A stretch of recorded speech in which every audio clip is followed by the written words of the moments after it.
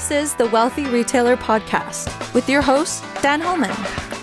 Every episode, Dan talks with a variety of retail experts, owners, managers, and so much more, sharing their expertise, their experiences, and the retail topics that matter to you, the independent retailer. The Wealthy Retailer Podcast is brought to you by Canadian Retail Solutions. Learn more at retailbycrs.com. Hey everyone, welcome to the podcast. My guest today, in my household, known as our oldest friend, you see him, you'll get that. Mike Keating is a vice president with Colliers International. Mike's specialty really is on the industrial side, but I invited Mike to the podcast to really give us some deeper perspective in what we're seeing in the in the real estate landscape today. Lots of retailers are out there looking for expansion, some for contraction. And I thought, what a great perspective my friend Mike would bring to the podcast. And Mike, welcome to the podcast. Correct me if I'm wrong. This is like your first podcast. That is correct. You turned me on to podcasts, but here the King of Kensington's never been invited. So I feel honored that I get to pop that cherry for you and get you on here on the podcast. Thanks for joining us, man. I really appreciate it. Well, it might not be my most comfortable spot, but the deal is when Dan Holman asks you to do something, it's really hard to say no, especially if you're in the same community. Dan, you do so much in our community with the Hospital Foundation, Rotary, and everything else. You've been such a good resource for our team. Here I am. Hopefully I can contribute. Yeah. And I know you will, Mike. Listen, Mike brings, 30 plus years of experience in dealing in what I like to think of as very slippery arenas, between landlord and tenant, whether buying or leasing space. So he's going to share some great perspective with us. And retailers, as you come up with questions, just fire them off to dan@thewealthyretailer.com. I'll connect you with that real estate expert. And we're going to debunk this myth that real estate agents are bad guys today. We're going to correct that in the world. Mike, we have this retail landscape today that in some cases is expanding, or maybe even better to say exploding. And then we have another segment that might be shifting, downsizing. We're definitely seeing, retailers need a larger format for fulfillment as they transition. And so the first question that I think I'm faced with when I chat with my retailers is, do I need an agent? Do I need to be represented? What say you? Well, I could put it this way. If it was me, and knowing what I know, even if I had my 30 plus, close to 40 years of experience, and I was in a retail or any business, I would put an agent between me and the owner. And it's just that it's a complicated field. And, going back to just, what is an agent? And an agent is someone who is hired to speak or act for the client. And so I think it's really important to find out who that agent that you're dealing with. Is he your agent, or is he the owner of the building's agent? Is he the landlord's agent? And you need to find that out. And it's a little bit confusing in our world because typically the retailer or the tenant does not pay the agent. Right. Not always, and so usually, the thinking goes, who's ever paying the agent, that's who he's most loyal to. And so that has changed over time. And so we now have, there's pressure for landlords to be represented by an agent and the tenant to be represented by an agent. But it's a little bit tricky. And so I just think that it's important for the tenant to create a relationship with an agent and know that agent is going to do their very best to put you in the best light and represent you fairly with the landlord. And And so finding that agent is not easy. And you said we're going to dispel the myth that all agents are bad. I can't help you with that. I've been around this for a long time. I love this business. I love the competitiveness of it, but there's certainly, you're looking for the exception. You're looking, Right. If you want to be successful in anything you do, you don't want just the rule of, the average. You want the exception. You want the best. And so that takes some time. And when you find one, I suggest you hang on to them. You make them your friend, and they, Right. even if you don't need them for another 5 or 10 years, they can be an excellent source of information. They can guide you. They can help you. They are the canary in the coal mine.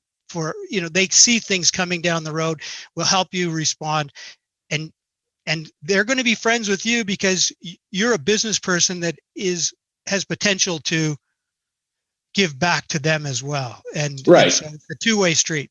And I think that that's important for us, for everyone, to recognize that we live in this circle. And most of us, our circle of influence isn't significantly greater than 100 or 150 people. And if you bring someone inside your circle, you're really now seeing their circle. And that's how we expand our circles of influence.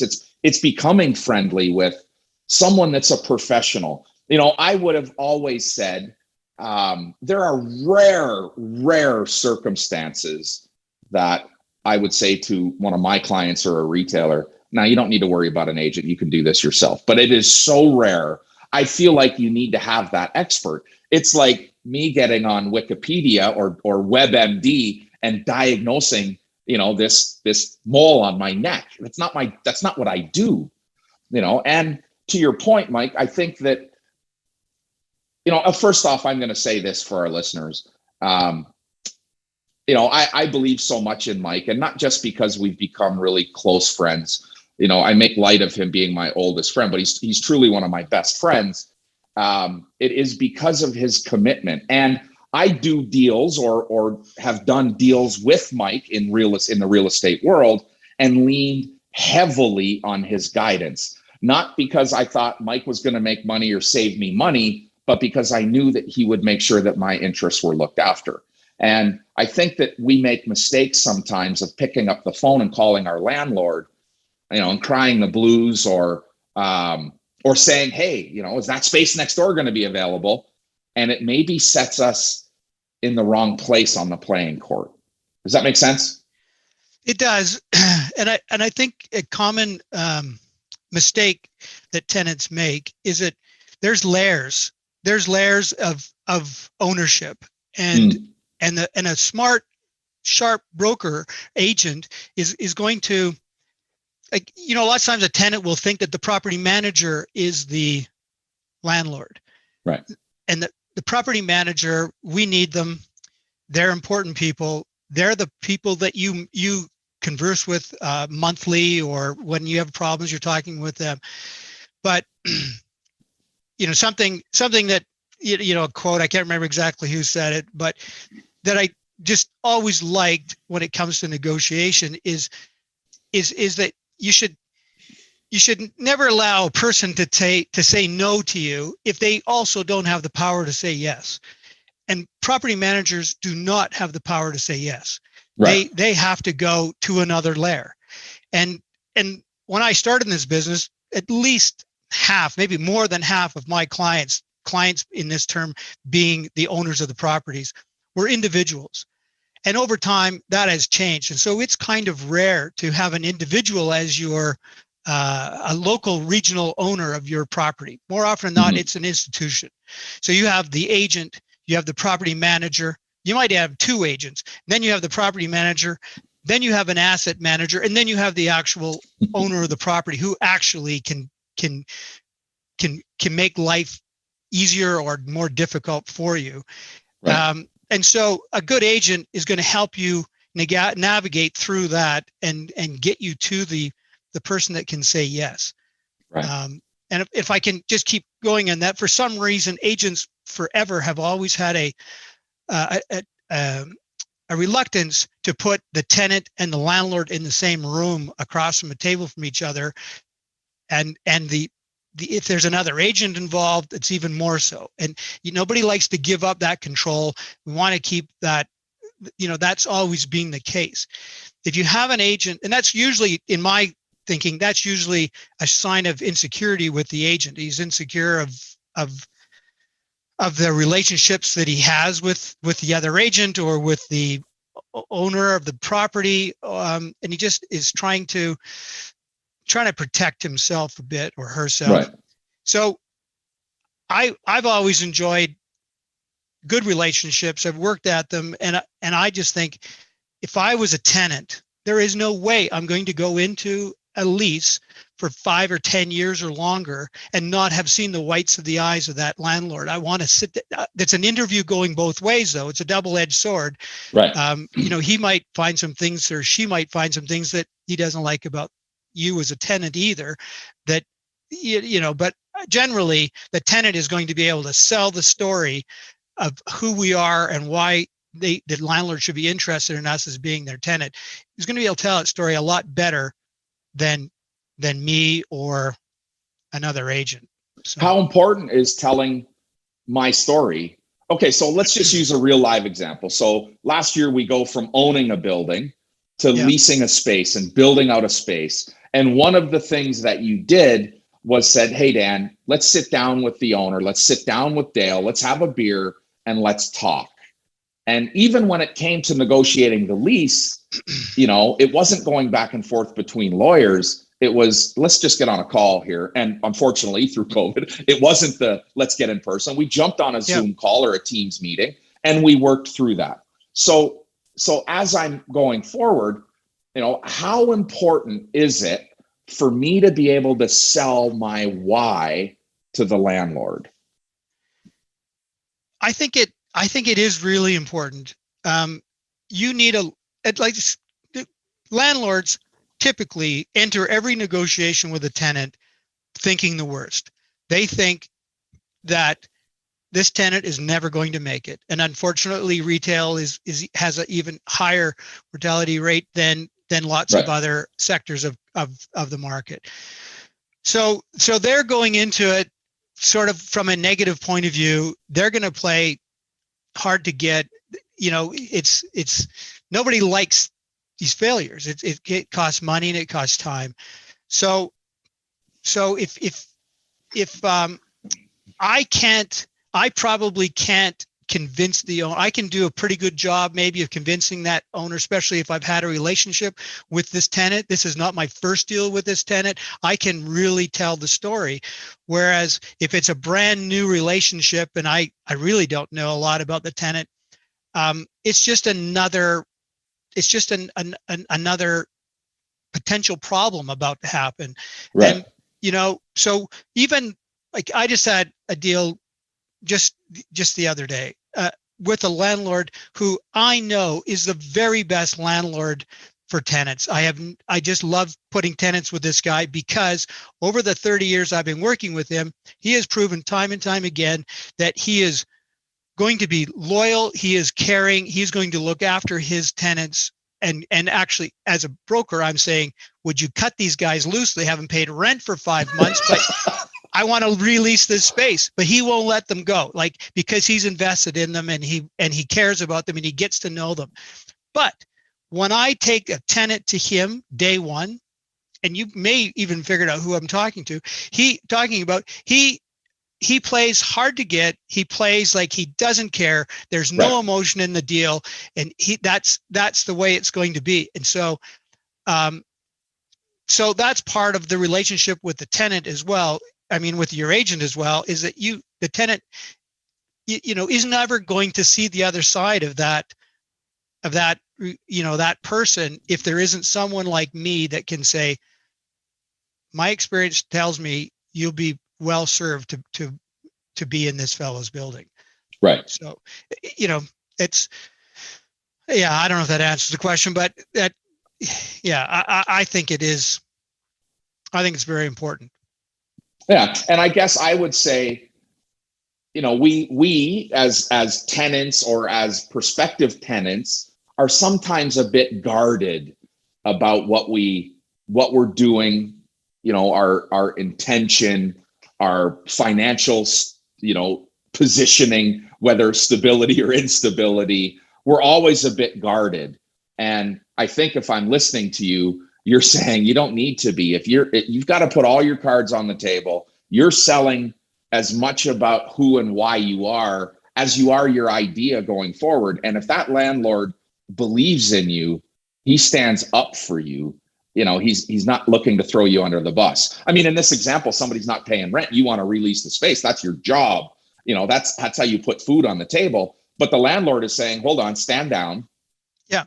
This business needs some time to, realign, rally, whatever it is. And yeah. I mean, usually, if things go according to plan and the way we always expect them to do, you negotiate the lease, you sign it off, you put it in your drawer, you don't look at it again until your renewal comes up in 5 or 10 years. Right. And the only time you bring it out is if the proverbial shit hits the fan. And right. That seems to happen way more often than it used to. And maybe it's just right. because COVID is so fresh in our minds, whatever, but things happen. And people often have to make a U-turn they weren't expecting to. And so you need to, you're not necessarily pulling that lease out and going, looking for ins and outs and stuff, but you need a landlord you can sit down with, and you're not going to rehash the lease. You're just going to talk in terms of common sense and mutual interest. Right. And so I guess, thinking about this bullshit that COVID has created, I mean, you and I can rewind the clock and go back to April and May and June of 2020 and say, I was really hard on landlords that were kicking doors in and saying, you're paying your rent. I don't care, come hell or high water, you're paying your rent. Right. And I really felt like that became an us and them. And I can tell you that early in, late in that mid to late 2020, it felt very much like us and them. And now in the last 12 months, it has started to feel much more like we're in this together. And that might be, because we truly are all feeling the impacts of it. But did you see that landlords started to shift their perspective, their willingness to do whatever they had to do to help their tenants pay rent? Yeah, for the most part, yes. But landlords did use this crisis as an opportunity to cull the herd, maybe a little bit too. And so who, certain tenants, and it's always the tenants that can afford to pay the most, the tenants that, the best tenants, that get the best deals and get the attention. And so you deserve that. But it's, the tenants that throughout their term, their relationship with their landlord have always communicated with their landlord. And I think it's really important, just relationship wise, that the people that are going to be important to you and your business is don't just call them to complain. Like call them to, like tell your property manager every once in a while, phone them, because 99% of their calls are people complaining about something. Phone them and say, hey, great job. This is great. I love our landscaping this year, whatever, take them out for lunch, do something so that they will answer your phone the next time when you actually do have a problem. And so landlords are whether it's managers or the owners of the buildings, if there is good communication in good times and bad times, you stand a much better chance of getting a better shake when things go a little awry. And everybody has a bit of an ego too, and landlords love to be able to, everybody involved in this deal loves to be able to take some recognition or some ownership for your success as well. So don't forget to bring them in. Don't be afraid that I don't want to show the landlord that I'm doing really well because come renewal time, he's just gonna hit me harder with the Right. lease renewal rate or whatever. You've got an agent in between you still that'll help you to make sure that that doesn't happen, and that that you're protected, and that it is going to be a fair market rate regardless of whether you've had great success or not. So let the people in that chain be Right. involved in your success. Have you seen that mistake made where I have, as a tenant, a direct relationship with my landlord? I get down, to the second or third term in a lease with someone, and I'm paying way more than market or way less than market. Does that happen? Yeah, it does. It does happen. It's not as often as we think. During the lease negotiations, we fight about those clauses a lot. But in my career, I've only been called in on an arbitration point of view for a lease renewal, 3 times, and so we generally can get that resolved. But there is no question that there are landlords that are going to try hard to take advantage of that situation, but there's also landlords that are going to let it slide, and so it becomes a shock quite often when a tenant should be paying more, but they're not for one reason or another. They're below the market, significantly below the market, and sooner or later that catches up. And so if you're enjoying that, make sure you keep it in the back of your mind, and again, having lunch with your broker a couple of times a year, you're going to be able to talk about that. And so you can be prepared that someday there may be a shock and your rate just might go from $10 to $16 or whatever the number might be. That landlord may very well sell the property. The new sheriff comes into town and says, hey, I bought this property because there's a whole bunch of upside on this rent roll because this last landlord just wasn't working it. It wasn't diligent in their renewals along the way. Right. So it doesn't mean you phone up the landlord and say, hey, I don't think you're charging me enough, but you plan for it and you see it coming, because too often in this business, I just find more often than not, it's last minute. Right. And that's not the time. The Wealthy Retailer podcast is brought to you by Canadian Retail Solutions. Learn more at retailbycrs.com. Right. And I think I will echo the fact that, I need to be close to my agent always, because if I'm someone, who relies on, the Colliers mid-year, retail update, and they're going to give me, what market rates are, and it's just not the same, across Canada as it is in Edmonton. Edmonton's different than Calgary. Calgary's different than Vancouver. Vancouver's different than Toronto. And yet we get this big retail report that, I read diligently. I go through it and look for the highlights. I try to pull out the positives, maybe, bury some negatives that someone might see in that. But I go through and read this report, and I'm looking at, some doom and gloom today, but really positive outlook in 23. But that's not the same across the country. We're using one brushstroke.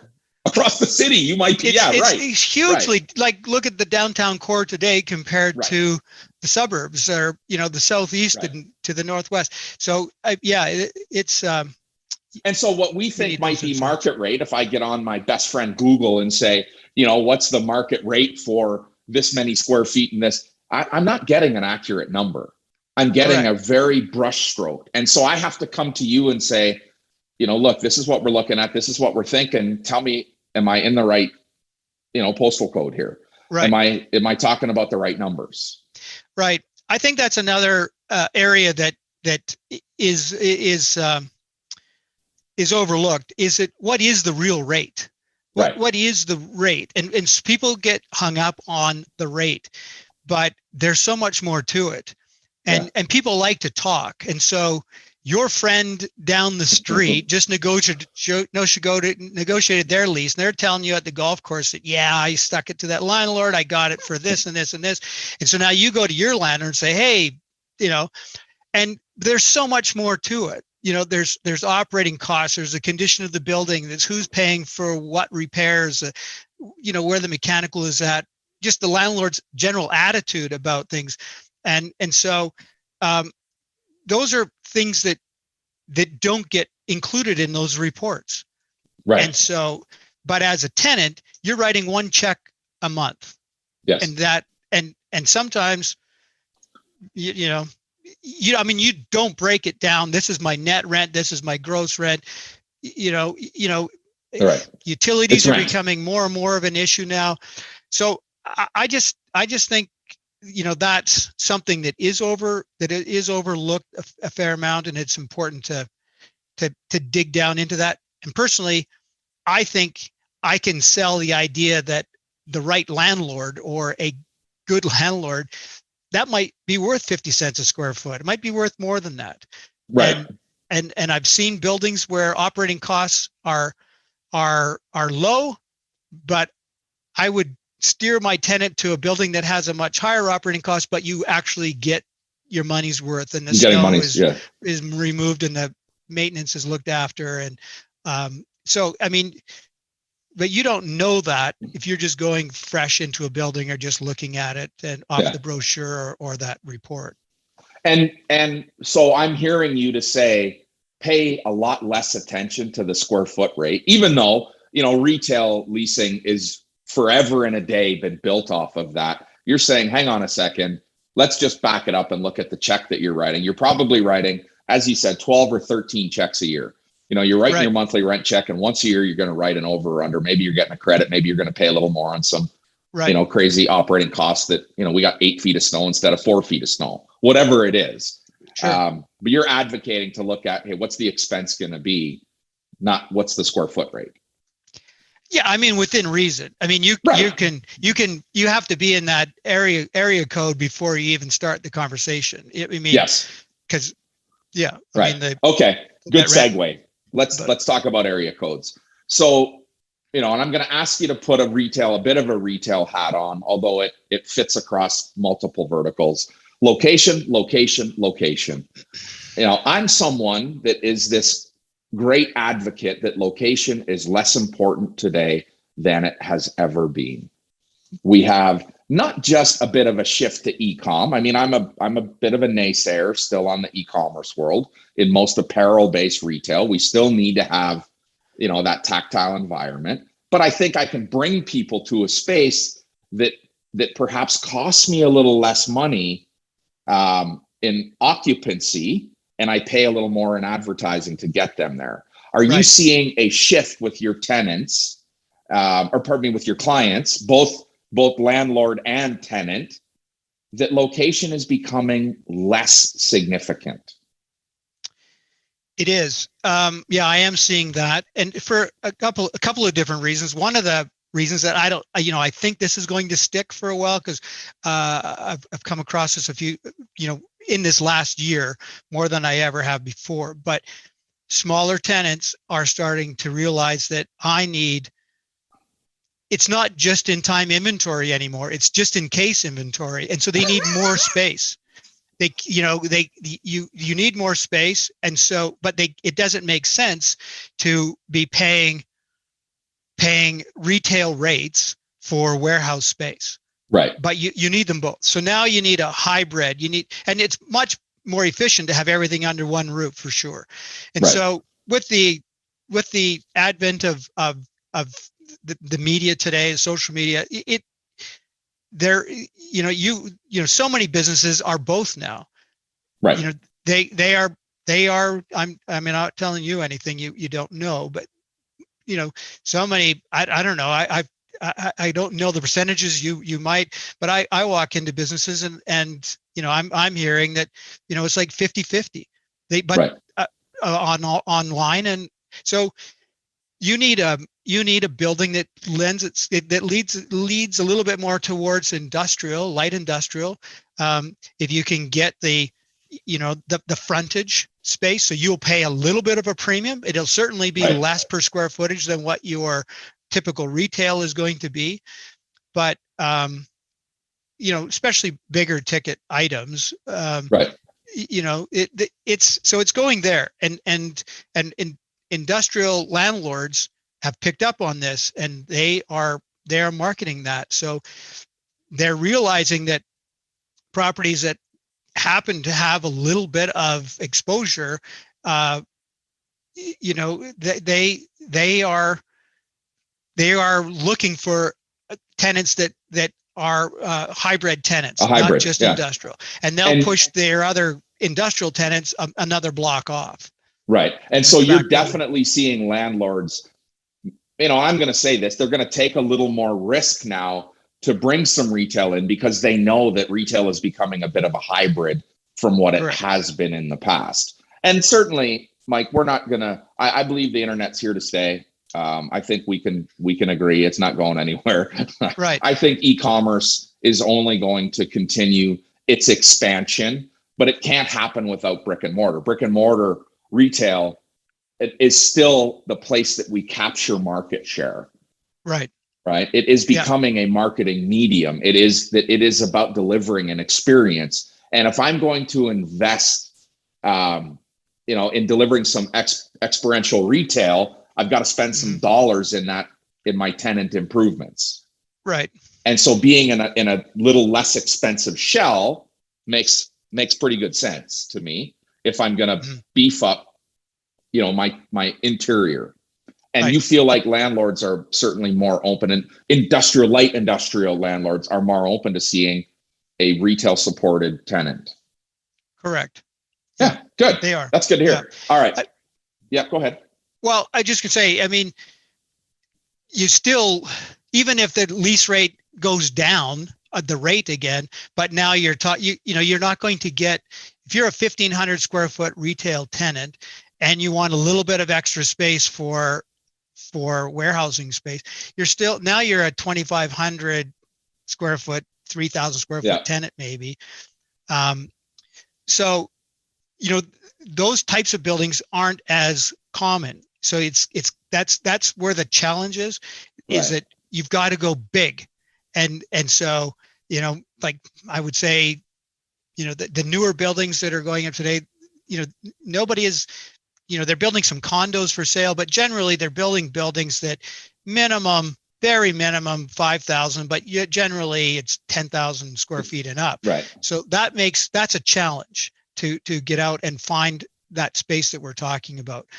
But landlords will adapt to that, but it's just not there yet. Right.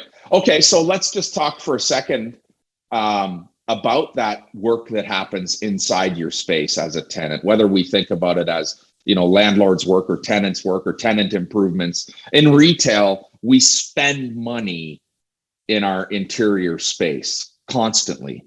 And is that on the tenant only? Is it a shared thing? Should I go into a negotiation thinking my landlord's paying for my entire improvement, or I need to have some capital to get this space done? Yeah. Yeah. Landlords generally are looking at what, they want to be involved in generic improvements. They spend in that first 5 years of a new tenant's life or in a new building. They are doing better than breaking even, or they wouldn't do it. But really, they're all about, in 5 years from now, I've amortized the cost of those improvements, and the next tenant coming in, I don't have to spend nearly as much money. I can just do a shave and a haircut, change a few things around, and I'm going to come out ahead. But retail is so often it's very specific, and landlords are going to be reluctant to get involved with that unless it's longer term leases and the covenant is there, or we have some sort of a guarantee.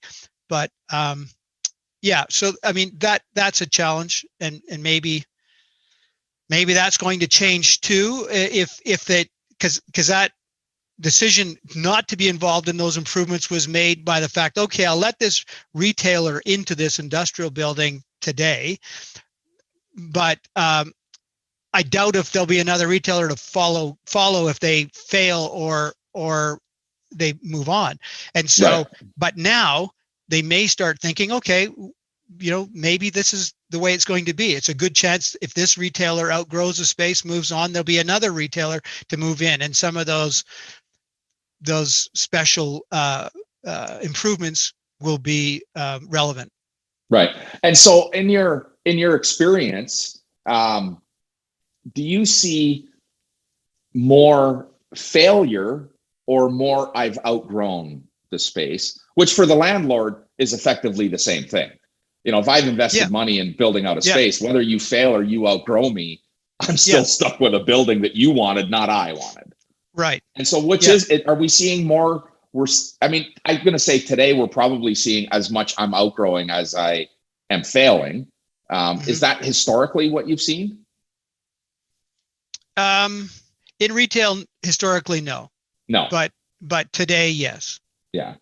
And so those dollars that I'm investing in building out that hybrid space, I need to come armed with that. Or is there ways to, load that up in my lease rates and have the landlord pay for it and me pay the landlord back over the term of my lease? Well, there is ways to do that, but again, it depends on the covenant. It depends on the strength of the landlord. Landlords, they're not. I mean, again, that's part of the agent's job is your advisor, is your consultant, is to tell you maybe what's really behind that landlord's attitude throughout this negotiation. I mean, there's a lot of landlords that are just kind of hanging on as well. They got bankers knocking on their doors, or they've got pressure from Toronto or whatever. And so there's sometimes they come across, they're not going to admit, they're never going to tell the tenant that, it's a little tight. They want you to think they're the Rock of Gibraltar. Why else would you enter into their building if you thought it was shaky? No, and I think that's a really valid point. I landlords aren't any different than any other entrepreneur. We're all $200 from living on the goddamn street. And we have this misguided notion that landlords are swimming in cash. Correct. And just not accurate. And listen, I know that from sitting on committees that I sit on in our city, where taxes are and what the cost of ownership really is. And maybe hence why we're in a lease instead of buying another building to go and work out of. I understand that cost of ownership, and maybe that's a misnomer that's out there that landlords are swimming in cash. These are the wealthiest people in our community. It's just not true. They are all like us, $200 from living on the street. Right. Yeah. We're talking in generalities here. Again, of course we are. Back to the institutional landlords, it may be a different story. Right. But it's part of that whole picture we talked about. Those institutional buildings quite often are going to be higher operating costs because they've got layers and they will spend more often. They'll spend the money foolishly and agree to build improvements that they shouldn't have built, and now they pass that on or whatever. So it's the whole picture again, for sure. And I don't know. I guess if it's me, if all things are being equal, I'm probably going to try to do a deal with a local regional owner than the large institution. Although my biggest clients are institutions, but it's almost like I've heard you say time again, and lots of your clients I'm sure say the same thing, is there's something that feels good about shopping local. Sourcing your products or sourcing your building. If you can support local, I don't think that hurts. And I guess, Mike, that maybe speaks to part of who you are as a person, that you are still more about community and relationship. And when I have advice, when I need advice, you're the guy I call, and you're not there with your hand out you're there with your hand up and saying, no, Dan, I think this is a better decision. I think this is a better avenue to look at. And as we went through the experience of looking at different spaces, you were very quick to point out this guy's in our community. This is a local guy. I mean, you're going to see him around the corner all the time, and be able to have a relationship that gets us through the hard times as well as it gets us through celebrating the good times. So I'm with you on that. And everybody hates the move, and there's lots of brain damage in moving. Right. And so as often that there's a problem because of bad times, it probably more often I've seen it that the problems come about in good times, that you've outgrown the space. You need more space. Yeah. And if you've got the right relationship with that landlord, he can do some jiggling and moving some people around or doing whatever he can to try and keep you as a tenant. And sometimes it's just impossible. It's not going to work. But again, that gets back to your agent. If they can look in their crystal ball and say, there's a good chance that Dan's going to need more space in 10 years, we should increase the odds that he's going to be able to have that without making a wholesale move in 10 years. Right. Maybe it's in the same building, but maybe it's not go hole in the wall and take the bay next door or whatever. That's important. Yeah. And I think today it's important for us to recognize that we can look very differently in 3 years than we look today. It wasn't that way always. We haven't seen, especially on the retail front, what we're seeing this year, the clients that are experiencing explosive growth, are in very different places than they were just 2 years ago.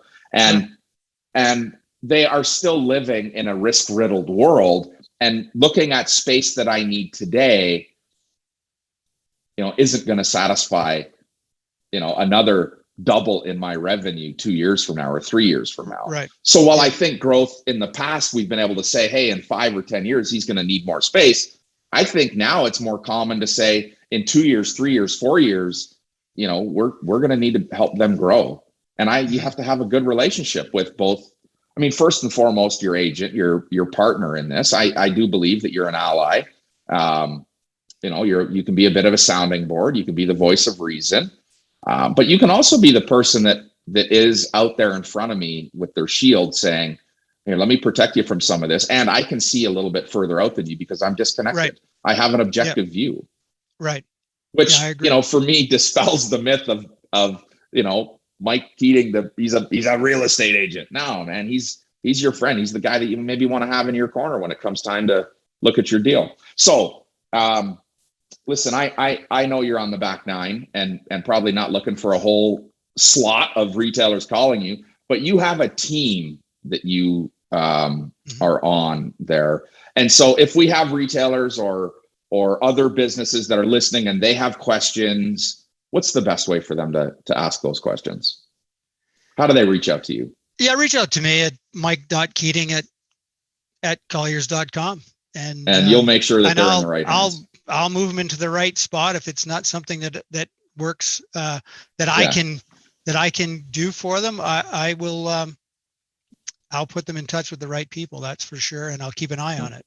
So. Yeah, Mike, I got to say, man, we could probably go on for another half an hour. I love listening to your experience, your advice, your wisdom, and I know that our listeners will have appreciated it. Listeners, I am going to make sure that this podcast and all the information that we've talked about today is available in our weekly newsletter. Head over to retailbycrs.com. Sign up for that weekly newsletter. If you've got questions, you can email mike.keating@Colliers, or you can, of course, email me, Dan, at thewealthyretailer.com. Mike, thank you so much for hanging out with me today. I really do appreciate it, my friend. It's always a pleasure, Dan. Anytime. All right. Cheers. Thanks. Happy retailing, everyone.